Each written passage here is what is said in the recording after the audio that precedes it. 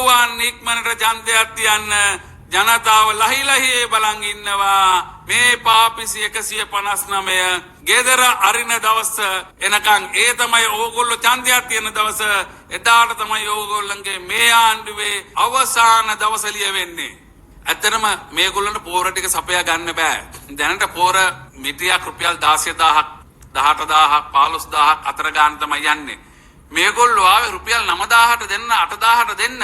අපි දුන්නේ රුපියල් 9000ට 10000ට අපි පෝර දුන්නේ. හැබැයි මේගොල්ලොන්ට ඒක කරගන්න බෑ. ගොවිය අන්තසරණ තත්ත්වයටපත් වෙනවා. අපි කියන්නේ මේක කරන්න බැරි නම් මේක දැන්ම දාලා යන්න කියලා. වෙන කියන්න දෙයක් නෑ. මේ කුෂිකර්ම ඇමති නියෝජ්‍ය ඇමති කුඹුරේ ඉඳලා මඩ කාලාපු දෙන්නම ෆේල් කියලා තමයි කියන්න තියෙන්නේ. අධිකරණ ලිපිකරු ගෝජන සේවානිලධාරී සහකාරී ගෝධිකාරී විභාග පන්ති මේ සති ආරම්භ වේ. දේශක තමින්ද දිසානායක ධම්මික සොලමන් ශ්‍රී ලංකා ජාස් පක්ෂයේ මාතර දිස්ත්‍රික් නායක. අත වශයෙන්ම අද මාධ්‍ය හමුවතිය යන තීරණය කරේ විශේෂයෙන්ම මාතර ප්‍රදේශයේ ඇතුළු ලංකාවටම බලපාලා තියෙන මේ සෞඛ්‍ය වසංගතය ඩෙන්ගු වසංගතය සම්බන්ධයෙන් ලංකාවෙන් අද මාතර දිස්ත්‍රික්කයේ මාතර නගර සභාව කේන්ද්‍ර කරගෙන තමයි විශාල වශයෙන්ම ඩෙන්ගු රෝගීන් පැතිරලා ඉන්නේ.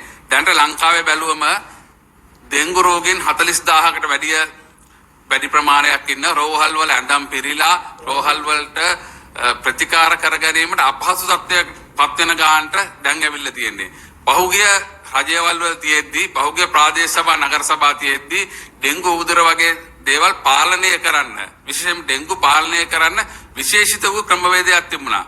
මේ කාල වකවානුව වෙනකොට මේ ආණ්ඩුව යටතේ සියලුම ප්‍රාදේශ සභා නගර සභා අකාර්යක්ෂම පාලනය නිසා ඩෙන්ගු රෝගය ව්‍යාප්ත වෙලා ජනතාව මහත් පීඩාවට ලක් වෙලා තියෙනවා. මොකද සෞඛ්‍ය ශාස්ත්‍රයේ කඩාවැටීමට ලක් වෙලා විශේෂයෙන් බැලුවම සෞඛ්‍ය සේවා නිලධාරීන්ට අවශ්‍ය පහසුකම් ටික නැති වෙලා ඒවයින් තමයි මේ මහා ව්‍යසනයට ලක් වෙමින් තියෙන්නේ. දැන් බලන්න දිත්තා සුලි කුණාටු ඇවිල්ලා මාස 7යි. තවමත් ජනතාවට නිසි සාහන සැලසන්න මේ ආණ්ඩුව අපොහොසත් වෙලා තියෙනවා.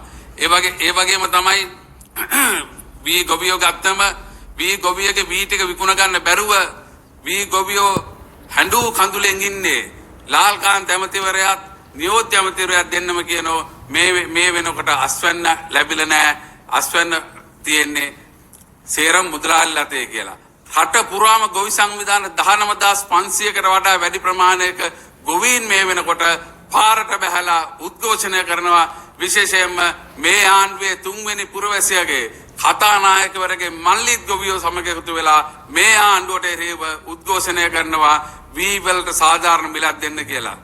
අපි ආණ්ඩු කරන කාලේ මහින්ද අමරේරමතුමා කුෂිකර්ම ඇමති වෙලා ඉන්නකොට වී හෙක්ටයාරයක් සඳහා රුපියල් 25000ක ප්‍රමාණයක් දුන්නා. අක්කරේ රුපියල් 10000ක ප්‍රමාණයක් අපි ගෙවුවා සහන ආධාරයක් විදියට. හැබැයි මේ ආණ්ඩුව ඇවිල්ලා ලාල්කාන්තයේ කියනවා හෙක්ටයාරයට 60000ක් ගෙවනවා කියලා. අපි ලාල්කාන්තයෙන් අහන කැමති හෙක්ටයාරයට 60000ක් කාටද ගෙවලා තියෙන්නේ? කොහෙද ගෙවලා තියෙන්නේ? මේකත් අර හරියට ටකරමක් ගියත් ලක්ෂ 10ක් කියපු වගේ කතාව වගේ තමයි මේකත්. අමූලික පට්ටපල් බොරු කියන්නේ මොන ගොවියටද 60000ක් ගෙවලා තියෙන්නේ? එහෙම කිසි තැනක ගෙවලා නැහැ. ගෙව්වනම් ගෙවලා ඇත්තේ අර ලාල්කාන්ත ගැසට් එක ගහලා තියෙන්නේ අර වැව්තාවුල්වල තියෙන හෝටල් අයින් කරන්න, වැව්තාවුල්වල තියෙන අනවසර ඉදිකිරීම අයින් කරන්න ලාල්කාන්ත ගැහුව ගැසට් එකක්. ඒ ගැසට් එකෙන් පස්සේ තමයි මන්දිර හදන්න පටන් ගත්තේ. අන්න ඒවට නම් ගෙවලා ඇති. එහෙම නැතුව මේ අහිංසක ගොවි ජනතාවට නම් එහෙම කිසිම 60000ක් ගෙවලා නැහැ. අනිත් පැත්ත බැලුවම බලන්න දීවර ශේෂ්ත්‍රය බලන්න දීවර ශේෂ්ත්‍රයේ පුළුල් කඩාවැටීමට ලක් වෙලා තියෙනවා. විදුලි බිල 133කින් අඩු කරනවායි කිව්වා. 133ක කෙසේ වෙතත් මේ අනුර කුමාරගේ ජුන්ටාව 140කින් විදුලි බිල වැඩි කරලා තියෙනවා. කොහෙද අඩු කරලා තියෙන්නේ? අඩු කරනනම් අඩු කරන්නේ නැත්තේ ලාල්කාන්තයේ දෙට තමයි. වෙනනම් අඩු කරපු තැනක් මේ රටේ අපිට හොයාගන්න නැහැ. පෞල් පාලනය ගැන කතා කරා. දැන් බලන්නකො පාර්ලිමේන්තුවේ කාගේද පෞල් පාලනය තියෙන්නේ කියලා. මේ මාලිමාවේ තාත්තල පුතාලා බිමල් රත්නායකගේ නෝනලා එකට පාර්ලිමේන්තුවේ ඉන්නේ. එතකොට පෞල් පාලනය නෙවෙයි දන්නේ. ඒගොල්ලෝ කරනකොට හොඳයි, අනිත් අය කරනකොට හොඳ නැහැ. ඒ වගේම විශේෂයෙන් මතක් කරන්න ඕන මේ ආණ්ඩුව ආවේ අලුත් ආණ්ඩුකම ව්‍යවස්ථාවක් ගේනවා විධායක ජනාධිපති ධූරය අහෝසි කරනවා ඒව තමයි මේ ආණ්ඩුව ආවේ ඒව කරන්න තමයි ආවේ දැන් මොකද්ද අපිට මේ අයගෙන් ඒ වගේ දේවල් නම් බලාපොරොත්තු වෙන්න බෑ කොහොමද ඒ වගේ දේවල් බලාපොරොත්තු වෙන්නේ 6 පන්තියේ සිලබස් එක පෙළ පොත 6 පන්තියේ හදා ගන්න බැරි මේ 159න් කොහොමද අලුත් ව්‍යවස්ථාවක් ගැන කතා කරන්නේ 6 පන්තියේ පෙළ පොත හදා ගන්න බැරුව අලුත් ව්‍යවස්ථාවක් හදන්නේ කොහොමද කදිර ගාමරල කියලා එනකොට ආචාර්යවරු මහාචාර්යවරු කියලා එනකොට මේ රටේ මිනිස්සු හිතුවා අලුත් ව්‍යවස්ථාවක් හදලා අලුත් විදියකට අලුත් ගමනක් යයි කියලා දැන් තමයි මිනිස්සුන්ට තේරලා තියෙන්නේ මැෂින් එක එක පැත්තකින් කෙසෙල් කොටේ දැම්මම අනිත් පැත්තෙන් ආපු පාපිසි 159ක් තමයි තියෙන්නේ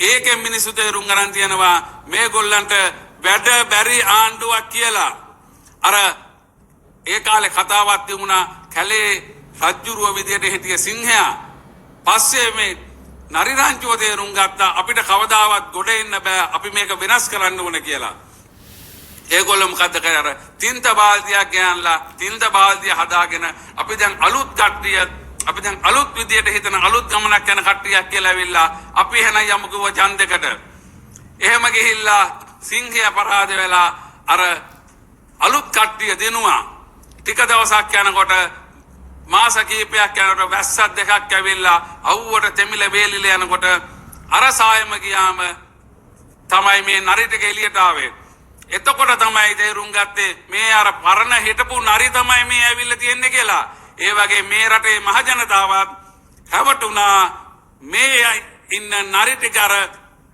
පේන් ටිකක් ගහන් ඇවිල්ලා වෙනස් වුණාම අලුත් උනායි කියලා දැන් තමයි මිනිස්සු තේරෙන්නේ මේ ඉන්නේ අර පරණ නරි ටිකම තමයි කියලා ඒක නිසා තමයි කියන්නේ ජීවන වියදම වැඩි වෙලා ජීවන වියදම හසුසට ගිහිල්ලා අල්ල ටික මිරිස් ටික ලූණු ටික හාල් මැස්සෝ ටික පරිප්පු ටික සේරම මිල වැඩි වෙලා තියෙන්නේ මේ ආණ්ඩුව බාර ගන්නකොට ඩොලර් එක තිබුණේ 296යි දැන් ඩොලර් එක 340 ගණන්ට ගිහිල්ලා ඒවයි වන්දි ගෙවන්න වෙලා තියෙන මිනිස්සුන්ට මේ රටේ අහිංසක මිනිස්සුන් තමයි ඒවයි වන්දි ගෙවන්න වෙලා තියෙන්නේ හැබැයි මේ කදිර ගාමරලට වගේ වගක් නැහැ පසුගිය කාලවල මේවා රටේ ව්‍යසනයක් ඇති වුණාම ජනාධිපති කාර්ය සාධක බලකායවල් තියුණා ඒ ජනාධිපති කාර්ය සාධක බලකාය රැස් කරලා ඉතා ඉක්මනින් යහුසුලුව මේවට කඩිනම් විසඳුම් හෙව්වා හැබැයි මේගොල්ලෝගේ තියන්නේ මොකද්ද මේගොල්ලෝ ගෙනාව ක්ලීන් ශ්‍රී ලංකා කියලා එකක් මේ ක්ලීන් ශ්‍රී ලංකා කියලා ගෙනාපු එකෙන් මොනවද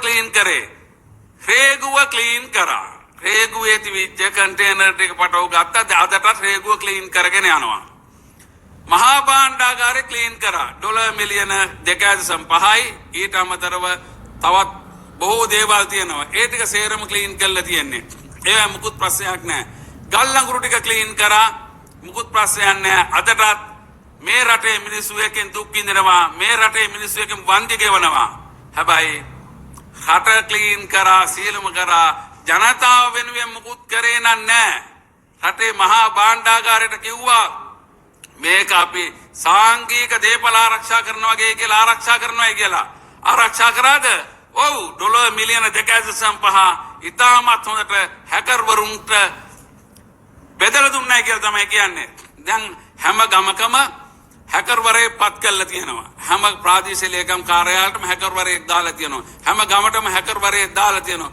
මොනවද කරන්නේ දාලා මේගොල්ලන්ගේ දේශපාලන න්‍යාය පත්‍රය ක්‍රියාත්මක කරන්න උත්සාහ ගන්නවා බොහෝ ගම් වලින් ප්‍රතික්ෂේප කළා තියෙනවා අපි කියනවා තව දුරටත් පුළුවන් නම් මේ රටේ ජනමතය උරගා බලන්න පුළුවන් නම් පළාත් සභා මැතිවරණයක් තියන්න පළාත් සභා මැතිවරණයක් තියුවොත් නියම JVP එකේ මාලිමාවේ නියම තත්ත්වය වටහා ගන්න පුළුවන් පළාත් සභාවක් තියුවොත් අන්ත පරාජයකට පත් වෙනවා 100%ක් නැති වෙලා යනවායි කියලා ඔවුනුත් දන්න නිසා තමයි පළාත් සභා තියන්නේ නැතුව මගහරින්නේ ටිල්ලි සිල්ල කියන පළාත් සභා තියන්න සල්ලි නැහැ කියලා හරිනේ කියන එහෙම එකක් දන්නේ නැහැ කියලා විමල් රත්නායක කියනවා එහෙම එකක් අපි ප්‍රකාශ කළා නැහැ කියලා මම කියන්නේ ඕගොල්ලෝ එකතු වෙලා එක බොරුවක් කියන්න ඕගොල්ලෝ තුන් දෙනෙක් කතා කර බොරු තුනක් කියන්නේ අනුර කුමාර කිව්වොත් එකක් විමල් රත්නායක කිව්වොත් තව එකක් විජිත හේරත් කිව්වොත් තව එකක් හරින කිව්වොත් තව එකක්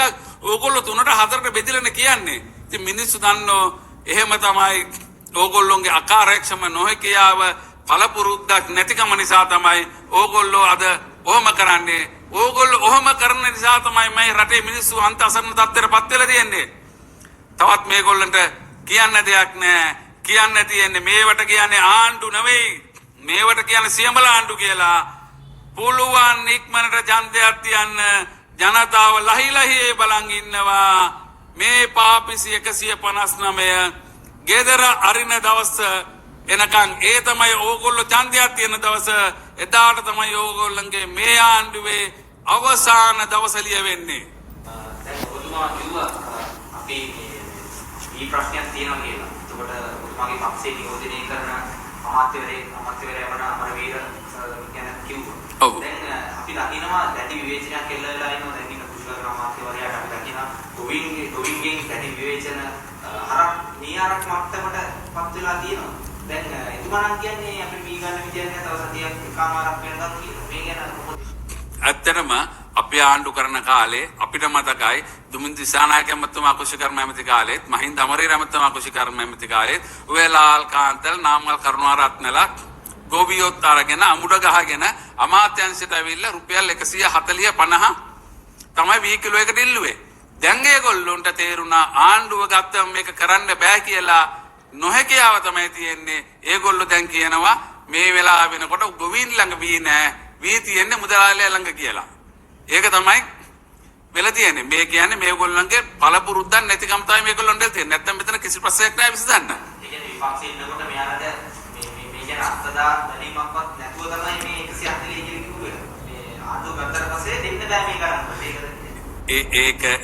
ඒක තමයි හොඳම උත්තරේ. මේගොල්ලන්ට පළපුරුද්දක් නැතිකම, මේගොල්ලන්ට ගණන් හදාගන්න බැරිකම, මේගොල්ලොන්ට අර කදිරගාමරල කියලා වචන ගියා ගත්තට ඒ වගේ විභවයක් නැහැ. ඒක තමයි මම කිව්වේ මේගොල්ලන්ට 6 පන්තියේ සිලබස් එක හදන්න බැරි වෙච්ච කට්ටිය කොහොමද ආණ්ඩු ක්‍රම ව්‍යවස්ථා හදන්නේ කියලා. ඒ වගේ තමයි මේගොල්ලන්ට මේකට කිසිම විසඳුමක් නැහැ. ගොවියා කබලෙන් ලිපට වැටෙන එක විතරයි වෙන්නේ. මහකණ්ඩේ ඉදිරියේදී එන ඉතින් ජනලුවක් ඇදෙනවනේ ගොවියට මොකද වෙන්නේ? ඇත්තටම මේගොල්ලන්ට පෝර ටික සපයා ගන්න බෑ.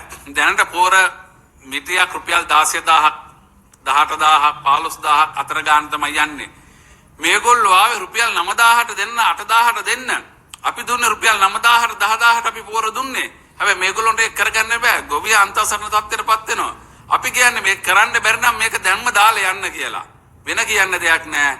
මේ කුෂිකර්ම ඇමති නියෝජ්‍ය ඇමති කුඹුරේ ඉඳලා මඩ කාලා ආපු දෙන්නම ෆේල් කියලා තමයි කියන්න තියෙන්නේ.